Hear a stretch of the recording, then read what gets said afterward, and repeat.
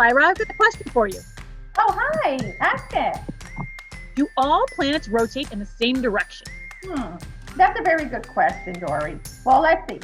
You know, the planets in our solar system orbit the sun in the direction of the sun's rotation, which is counterclockwise. Okay? Now, the planets also rotate in their axis.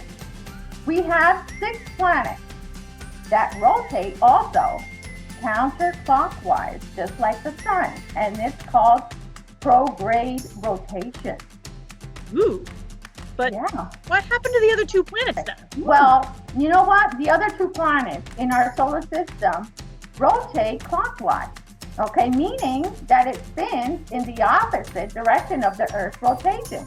This is called retrograde rotation, okay? These planets are Venus and Uranus, okay? So these planets, the sun rises on the west and sits on the east.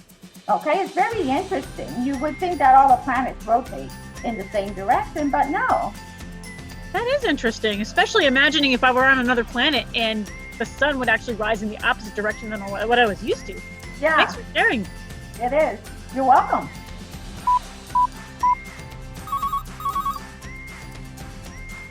Hi, Dory. Hey, Lyra. Hey, you know what? One of the kids had the same questions I did because I've been seeing ants all over. So he wants to know how many types of ants there are here in Connecticut. You know, I've been wondering the same thing myself a lot lately because we've been spending a lot of time trying to do, picnic lunches and stuff like that. And sometimes we find some uninvited guests. Like always. That's what it seems, right? Yeah. So after a little research, I found out that there are actually 12 different species that live in our state. 12 different species. Wow. Yeah, I didn't realize there would be that many. I was kind of surprised. And it can also be really tricky to tell which types there are around like wherever you happen to be. So for example, you've got the carpenter ants. Those guys can be black, or they could have just like this reddish brown area in the middle. They could be between 1/4 of an inch to a 1/2 inch if they're workers, or a 1/2 inch to 3/4 of an inch if they have wings, or if they're going to be going ahead and making a new colony. So in order to get really specific about the species, you actually really need to get a very close look at their bodies in addition to observing their behavior, their food sources, and their habitat. The most common ants living in Connecticut seem to be the carpenter ant, the pavement ant, and little black ants. Well, that sounds very interesting, but what can I do if I see some coming in my home? That's a great question because unfortunately sometimes things that live outside try to come inside. So it turns out the best way to solve the problem is prevention. If you can pretty much keep them out by cutting back plants so that they're not against your home, leaving gravel around the outside edges of your home, so again, they can't climb up them, and sealing any cracks in your home. It's always a good idea to remove excess water by fixing any leaks you might have and making sure you clean up your gutters. Keeping your food in sealed containers and cleaning up regularly after meals will help us remove the grease and the crumbs that also attract them. Something like a pesticide can help temporarily, but it really won't keep them out in the long run. So the best way to do it is to fix those problems and try to avoid the pesticides as best you can. Yes, I'll try to do that. Thank you. Thank you, Dory. You're welcome.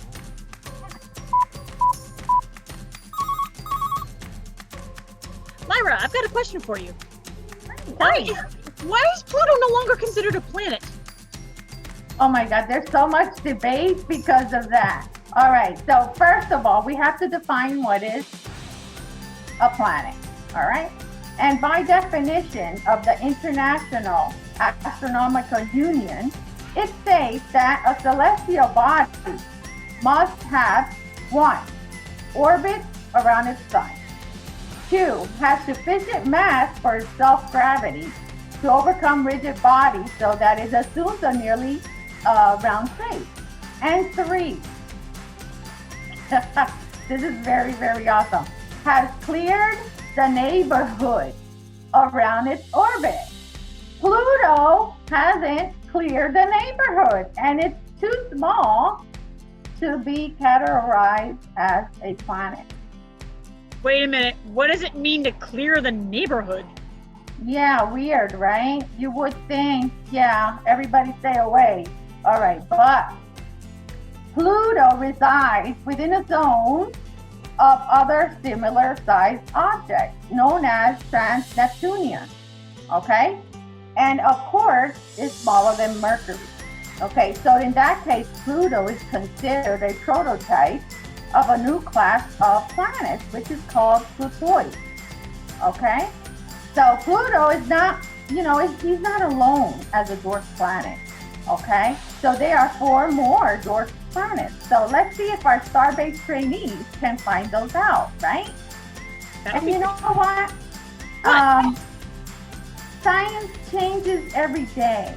And the universe expands a lot, it keeps expanding.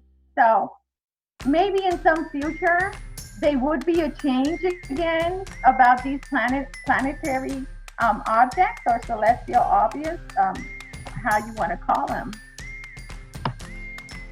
Cool, I guess we'll just have to wait and see whether or not Pluto ever gets reclassified as a planet or not.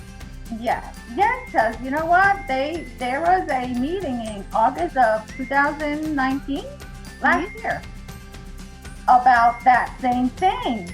They wanted to include Pluto again as a planet. So you never know, Dory, what the universe may bring. That's for sure. Thanks for answering the question, though. Yeah, you're welcome.